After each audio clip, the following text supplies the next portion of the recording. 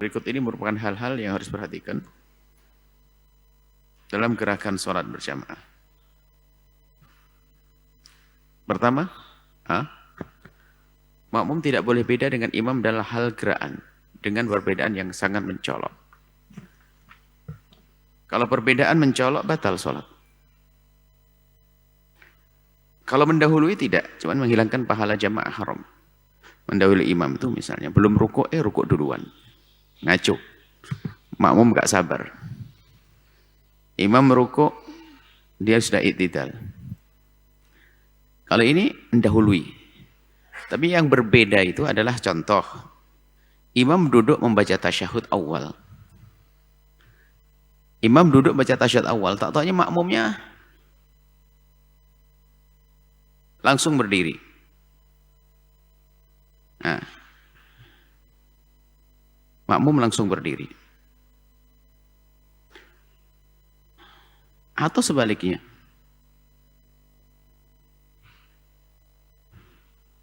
Imamnya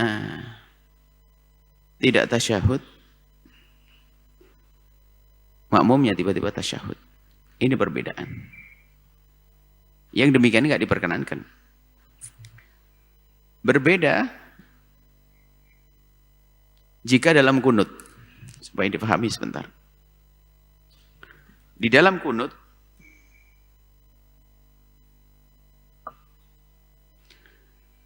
kalau imam tidak kunut, bayangkan, kalau imam tidak kunut, maka makmum yang bermadhab Syafi'i tetap disunahkan kunut dengan tertinggal sedikit dari imam. Yang demikian ini tidak membatalkan sholat. Kenapa? Karena makmum tidak membuat sesuatu yang beda dengan imam. Sebab imam kan habis rukuk berdiri i'tidal, makmum juga i'tidal, cuman makmum nambah sedikit saja masa i'tidalnya. Kebayang. Tapi kalau kita syahud, imamnya enggak tasyahud, imamnya habis sujud langsung berdiri. Makmumnya duduk. Ini kan beda banget ini. Karena imam enggak sempat duduk di situ. Baik. Jadi nggak boleh kalau imamnya berdiri lalu untuk imamnya meninggalkan tasyahud, makmum tidak boleh tasyahud, atau sebaliknya. Makmum imamnya tasyahud, dianya berdiri. B. Ada gambarannya ini. Makmum harus mengetahui gerak-gerik imam dengan melihat atau mendengarnya. Atau mendengar suara muballigh. Muballigh itu di saat jamaah terlalu banyak dan suara imam lemah, kemudian suara imam itu tidak akan terdengar oleh jamaah yang di belakang, maka di sini boleh membuat muballigh. Muballigh itu yang menyambungkan suara imam. Imam bilang sami'allahu liman hamidah. Sami'allahu liman hamidah. Biar kedengaran yang jauh. Tapi ini kapan yang namanya muballigh ini diadakan? Jika jamaahnya banyak.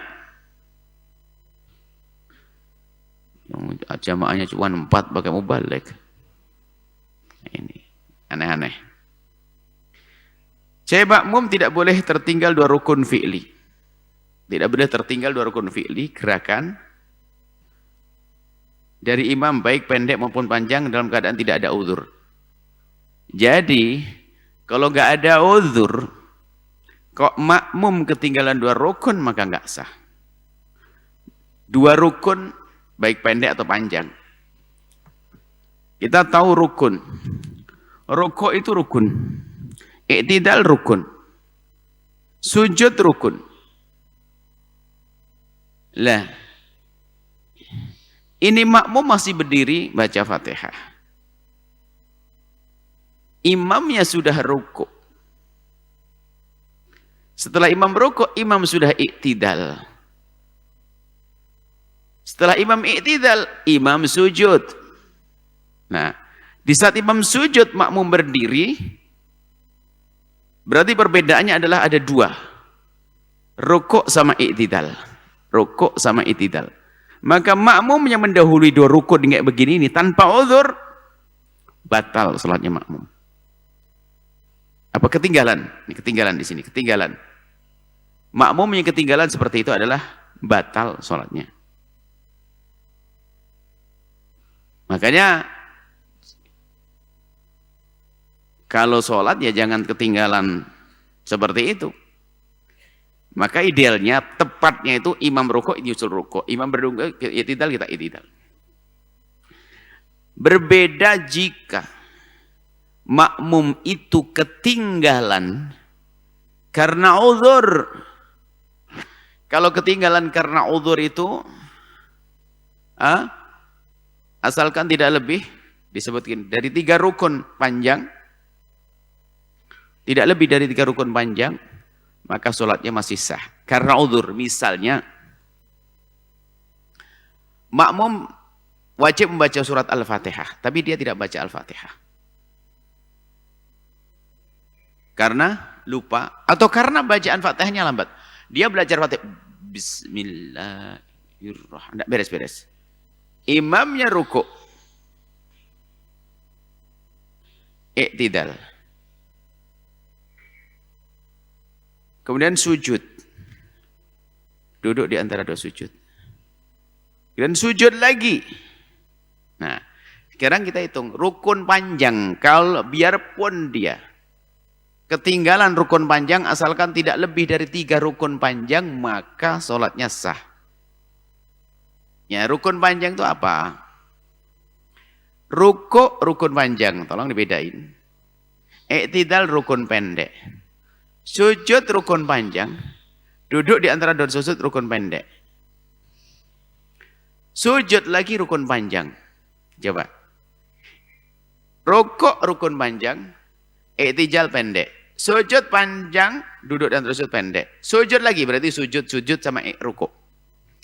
Nah, kalau ada makmum masih berdiri membaca surat Al-Fatihah belum beres-beres, ihdinas siratal, belum beres-beres. Imam sudah sujud yang kedua. Imam sudah berdiri. Ketemu lagi sama makmum.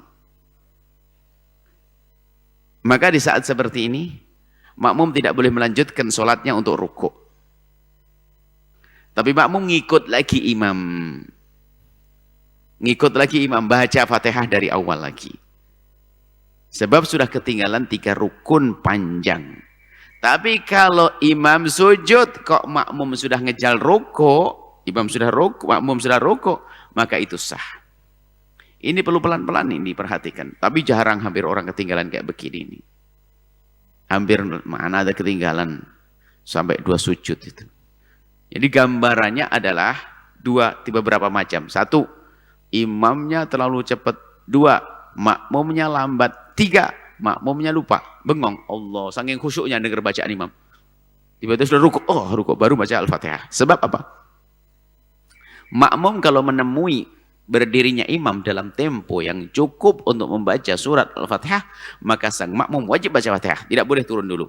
Nah, ini boleh ketinggalan dia sampai 3 rukun panjang. Ini gambarannya di sini. Ya, tentang rukun panjang itu. Kita lebih mudah kita langsung ke sini saja daripada ke buku. Gambarnya sudah ada di situ. Baik, langsung. Makmum tidak boleh ndol imam dalam rukun fi'li. Baik rukun panjang, rukun pendek dengan perincian sebagai berikut. Nah, halaman 82. Makmum tidak boleh mendahului imam dalam rukun fi'li gerakannya nih. Baik rukun panjang atau rukun pendek. Dengan rincian sebagai berikut. Mendahului 2 rukun sempurna maka ada 2 macam. Mendahului 2 rukun sempurna. Jadi mendahului itu rukun sempurna. Jika dengan sengaja maka batal sholatnya.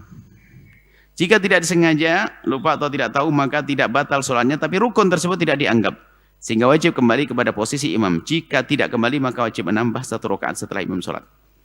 Jadi di sini adalah mendahului 2 rukun sempurna. Pendek atau panjang sama. Mendahului tanpa uzur. Mendahului 1 rukun, haram, tapi tidak batal. Dosa, nggak dapat pahala jamaah. Makruh aja nggak dapat pahala jamaah, apalagi haram. Contoh, yaitu tadi. Imamnya sudah sepuh, makmumnya nggak sabaran. Imam belum apa-apa sudah waladhdallin, sudah rukuk duluan nih makmumnya. Itu mendahului satu rukun haram. Kalau mendahului dua rukun sempurna, contoh ini, imam masih ihdinas siratal mustaqim, makmum sudah Allahu akbar rukuk. Setelah rukuk i'tidal. Setelah i'tidal mau sujud. Berarti di saat makmum mau sujud, berarti makmum sudah mendahului dua rukun sempurna, yaitu rukuk sama i'tidal. Maka kalau disengaja batallah sholatnya. Kalau tidak sengaja, contohnya nggak tahu, nggak sadar tiba-tiba makmum rukuk duluan. Nah, kalau memang seperti itu tadi disebutkan dua.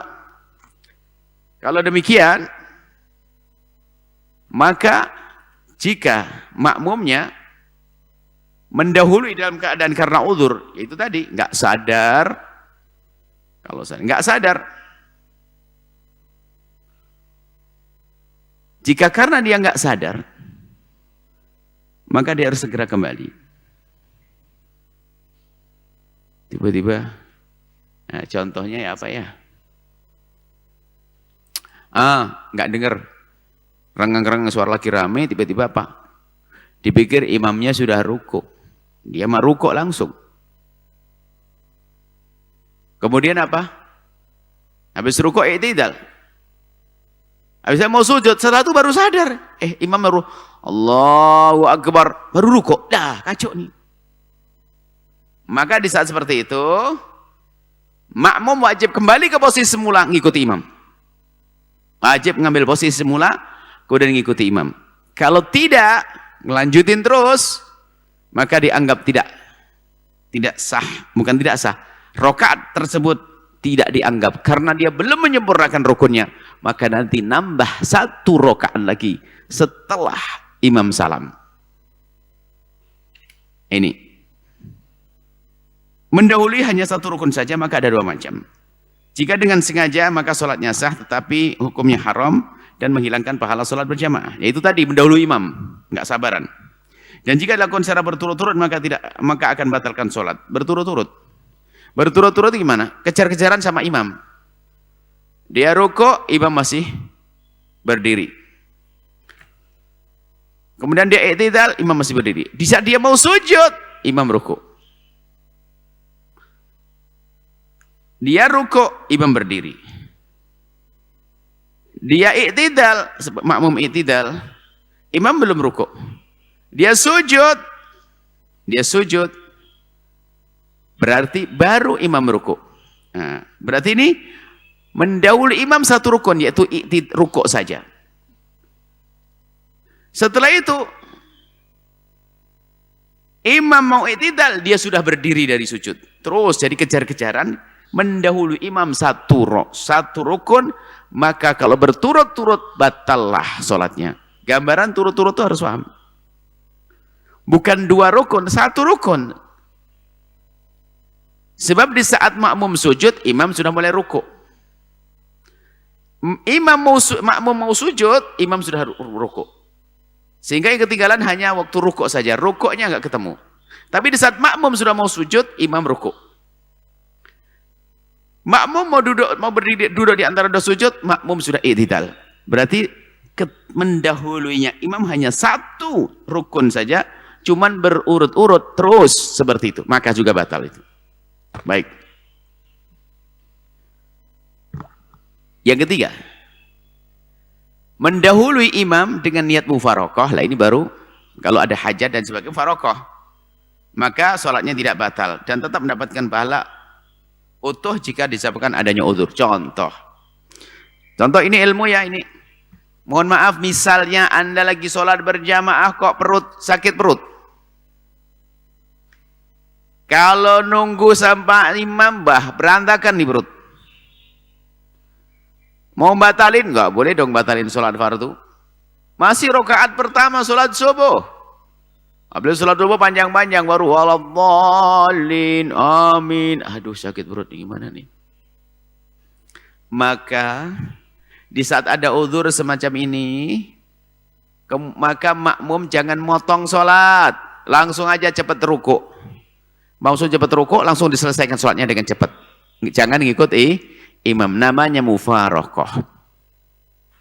Lah mufarokoh kalau karena uzur maka tetap mendapatkan pahala jamaah. Tapi kalau mufarokoh tidak ada uzur, ya mutus jamaah nggak dapat pahala jamaah. Mufarokoh. Kalau mufarokoh bukan mendahului 2-3 rukun sampai 5 rukun mungkin, karena imam masih berdiri. Baru ikut takbiratul ihram, Allahu Akbar, Allahu Akbar. Imam baru baca Al-Fatihah, Bismillahirrahmanirrahim. Alhamdulillahi Rabbil Alamin. Aduh, sakit perutnya. Langsung dia ruku, i'tidal, sujud 2 kali. Berdiri lagi baca Al-Fatihah, ruku, sujud dengan cepat. Maka itu tidak membatalkan sholat. Karena dia sengaja mendahului imam, mufarokoh. Seperti itu. Selesai. Dalam hal membaca Al-Fatihah. Sengaja kita hadirkan sini baca surat Al-Fatihah. Siapa yang wajib baca surat Al-Fatihah? Anda bayangin. Yang wajib membaca surat Al-Fatihah yang pertama adalah orang sholat sendiri.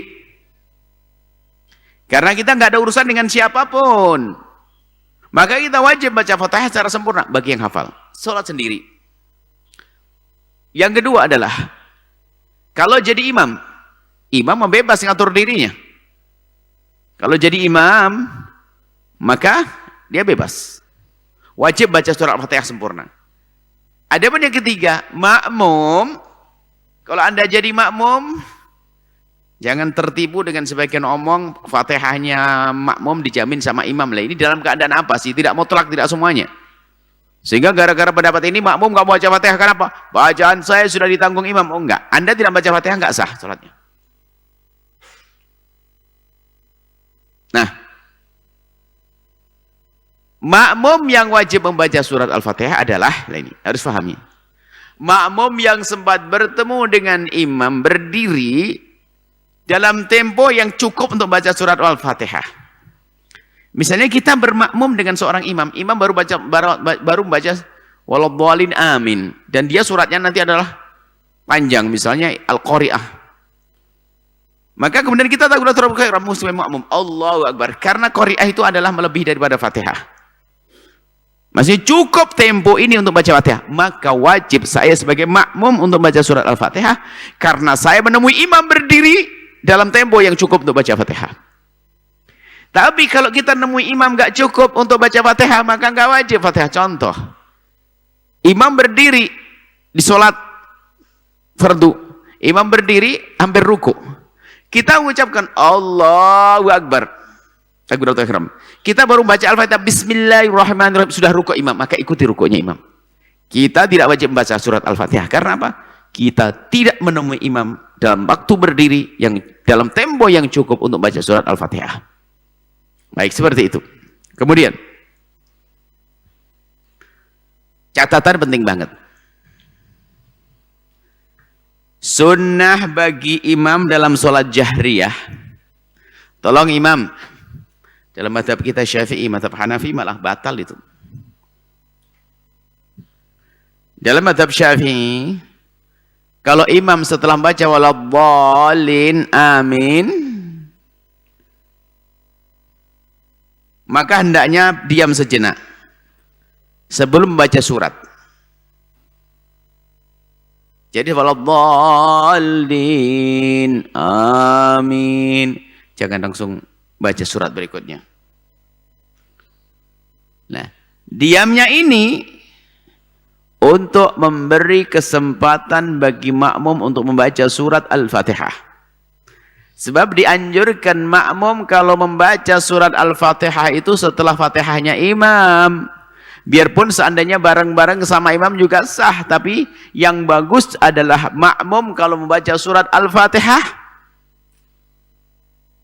setelah imam waladhdallin amin, maka makmum baca surat Al-Fatihah saat itu. Nah, agar makmum sempurna dalam mendengarkan imam, maka di saat itu imam diam, memberi waktu untuk makmum baca surat Al-Fatihah. Setelah itu imam baca surat. Dan saat imam baca surat, makmum sudah selesai baca surat Al-Fatihah.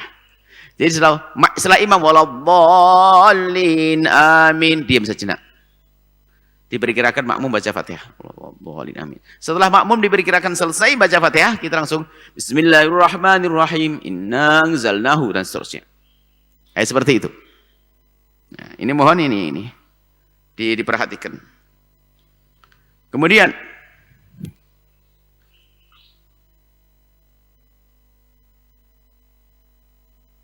dua, imam kalau tidak waktunya mepet, normal, tidak buru-buru, maka imam itu kalau baca Fatihah yang lebih bagus adalah al-faslu lal wasl. Jadi keadaan normal kalau baca Fatihah itu adalah di fasal, seayat. Misalnya bismillahirrahmanirrahim, alhamdulillahi rabbil alamin, ar-rahmanirrahim, maliki yaumiddin. Itu namanya al-faslu. Itu lebih bagus daripada wasal. Kalau wasal gini, bismillahirrahmanirrahim, alhamdulillahi rabbil alamin, ar-rahmanirrahim, maliki yaumiddin, iyyaka na'budu wa iyyaka nasta'in, ihdinas siratal mustaqim, siratal ladzina an'amta 'alaihim ghairil maghdubi 'alaihim waladdallin. Sah. Cuma lebih bagus adalah fasal tadi, satu ayat demi satu ayat. Cuman permasalahan ini terawih, Buya lah kan. Mau agak cepat dikit ya, itu kan masalah keutamaan saja. Kalau bisa itu bismillahirrahmanirrahim, alhamdulillahi rabbil alamin, ar-rahmanirrahim, maliki yaumiddin. Iya, satu-satu.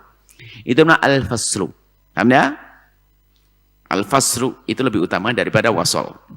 Yang tiga, di saat imam selesai baca surat Fatihah, dianjurkan bagi makmum dan imam untuk bersama-sama mengucapkan amin. Waladhdallin. Amin. Sunnah baca amin itu. Baik, kemudian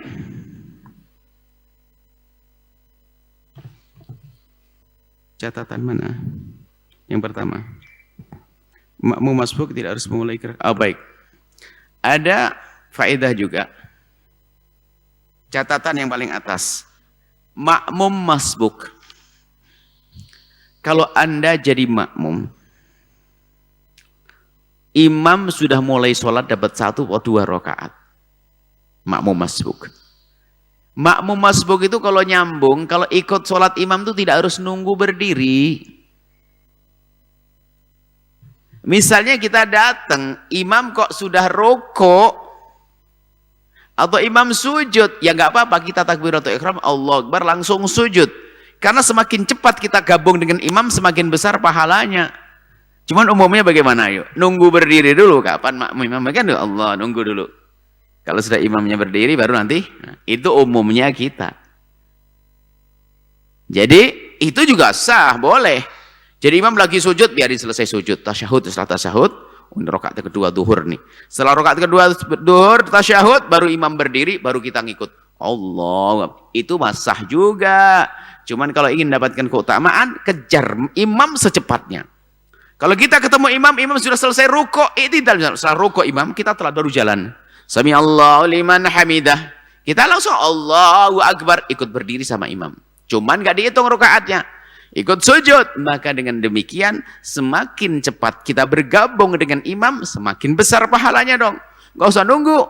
Seperti itu. Baik, lanjutannya. Udzur karena Al-Fatihah.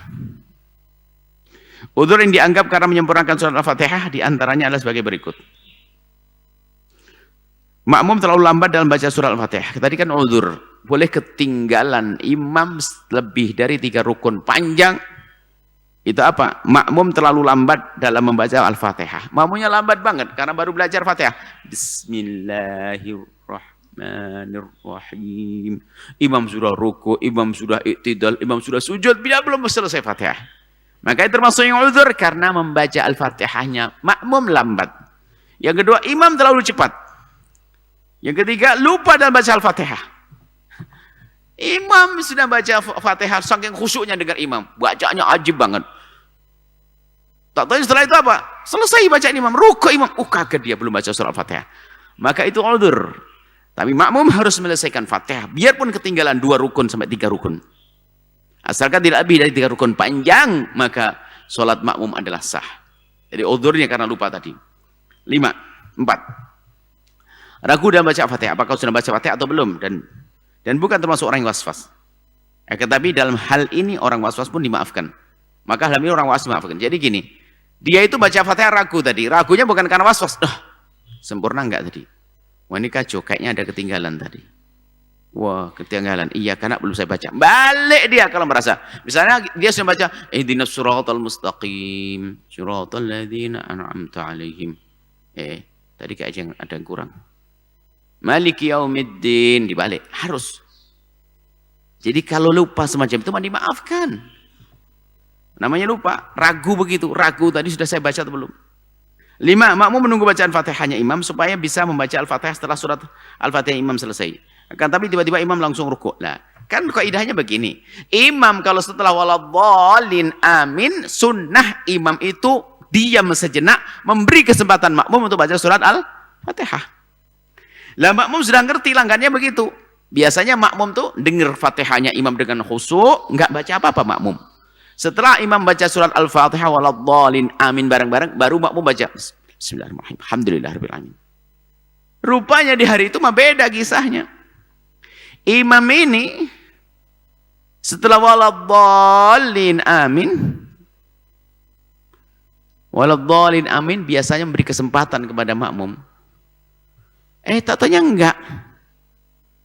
Langsung waladhdallin amin, langsung rukuk dia. Kan sah, baca surat yang nggak wajib. Rukuk, kelabakan ini makmum. Makmum harus menyelesaikan Fatihah. Karena nggak boleh meninggalkan Fatihah. Maka untuk menyembarkan Fatihah, boleh ketinggalan dari imam, biarpun 3 rukun, asalkan tidak lebih dari 3 rukun panjang. 6. Makmum sibuk dengan sesuatu yang sunnah seperti baca al-iftitah yang menyebabkan dia tertinggal. Misalnya, makmum itu tidak ngerti kalau imamnya itu bakal secepat itu rukuk. Dia baca normal, sholat duhur. Kan sholat duhur tidak kedengaran imam baca apa. Imam setelah takbiratul ihram, lalu makmum juga Allahu Akbar. Makmum menikmati sholat, dilengkapi dengan doa iftitah wajhatu wajhilladzi fatara samawati sampai baca surat Al-Fatihah. Sibuk dengan doa iftitah. Nah, setelah itu, imamnya tiba-tiba rukuk, maka makmum wajib menyelesaikan Fatihahnya.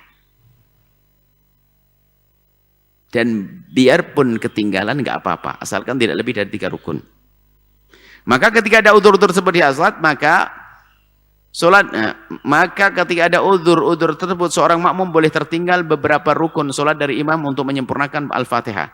Dan solatnya tetap dianggap sah asalkan tertinggalnya tidak lebih dari 3 rukun panjang. Jika lebih dari 3 rukun panjang, maka ia harus mengikuti imam dan tidak dianggap rakaatnya. Catatan. Sunnah bagi makmum untuk mengiringi gerakan imam. Jadi idealnya kita itu kalau sama imam tuh gerakan kita ngiringi, jangan mendahului dan jangan telat lama-lama. Kalau imam rukuk, kita ngikuti rukuk. Allahu Akbar, Allahu Akbar. Sami'allahu liman hamidah, Sami'allahu liman hamidah. Terus gitu ngiringi. Jangan lama, Allahu Akbar, asik. Gaya ini, nggak boleh. Bukan nggak boleh, nggak utama seperti itu. Utama ngiringi gerakan imam. Allahu Akbar, Allahu Akbar. Sami'allah, Sami'allah. Dan seterusnya. Kaidah. Semua kemakruhan yang adanya hanya dalam sholat berjamaah itu, kemakruhan tersebut menghilangkan pahala jamaah. Kemakruhan yang hanya ada pada sholat berjamaah, tapi di tempat lain nggak ada, maka kemakruhan tersebut menghilangkan pahala jamaah. Contoh, nggak ngatur barisan, banyak yang bolong. Barisan banyak renggang-renggang. Makruh. Lah kemakruhan ini kalau sholat sendiri ada nggak? Nggak ada. Kalau sholat sendiri nggak pakai baris-barisan. Jadi kemakruhan ini hanya ada pada sholat berjamaah. Maka kemakruhan tersebut menjadikan pahala sholat berjamaah adalah hilang. Baik, selesai. Ini sedikit tentang cara sholat ya. Sengaja kami hadirkan karena banyak ada ketidakfahaman di situ. Nah, termasuk mungkin tidak kita sebutkan di sini. Kalau imam sudah terlanjur lupa, tidak baca kunut, Imam terlanjur lupa nggak baca kunut, sudah terlanjur sujud, ya sudah, karena sudah melakukan rukun namanya sujud. Biarpun makmumnya bilang subhanallah, ya jangan berdiri lagi. Cuman namanya ilmu itu biarpun orang hafal kadang kaget. Kita pernah kan, orang ngerti ilmu fikih dia. Ngerti ilmu fikih. Dan kadang-kadang namanya imam itu kan khusyuk dia dengan bacaan sholatnya. Saya sholat di masjid waktu itu di Yaman, di Tarim. Imam tuh lupa kunut langsung ruku. Tidak langsung sujud. Allahu Akbar selesai tidak. Ya kita ikut sujud. Karena kalau imam sujud kita nggak boleh beda sama imam. Kalau baca kunut boleh kita, asalkan kita baca kunut sah kan tadi ya. Kalau imam tiba-tiba nggak kunut, kita boleh baca kunut. Cuman ini nggak baca kunut ini makmum, jamaah bilang subhanallah begitu. Sekali subhanallah, imam kan diam. Subhanallah kedua kali, kaget lagi imamnya nih. Setelah subhanallah ketiga, imam langsung berdiri kunut. Lah kita kan ikut imam tapi kita tidak ikut berdiri. Oh kita banyak anak-anak itu banyak. Cuman yang nggak ikut berdiri lagi dua, cuman Buya sama teman Buya satu. Akhirnya apa? Kunut lagi. Kunut. Nah maka sholatnya imam tidak sah. Akhirnya setelah sholat lagi dia. Kenapa? Karena imam sudah masuk ke rukun, jangan berdiri lagi. Menjalankan kunut adalah sunnah. Kalau sujud sudah kewajiban masuk rukun. Jadi waktu itu yang benar hanya dua, kita dengan teman kita. Itu pun kita juga hampir ke bawah mau ikut berdiri itu. Jadi kalau sudah salah-salah sholat berjamaah begini maklumlah, karena kesalahan juga jarang terjadi. Bayangkan saat masjid bilang subhanallah, imam kaget, subhanallah, berdiri, batal sholatnya. Ini kejadian. Baik, selesai.